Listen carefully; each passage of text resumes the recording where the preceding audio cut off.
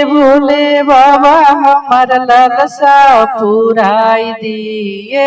भोले बाबा हमर लालसा पुराई दी।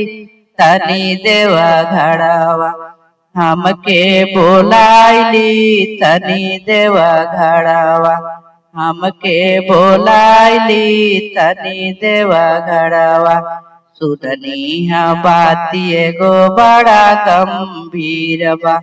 सुननी हा बाती एगो बड़ा गंभीर बा।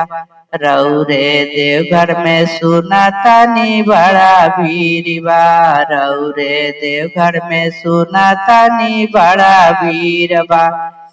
अपने देवघरवा हमके बोलाइली। अपने देवघरवा हमके बोलाइली। तनी दर्शनवा हमके कराई दी। तनी देवा घड़ावा हमके बोलाइली। तनी देवा घड़ावा हमके बोलाइली। तनी देवा घड़ावा ए भोले बाबा हमर लालसा पुराई दी। ए भोले बाबा हमर लालसा पुराई दी।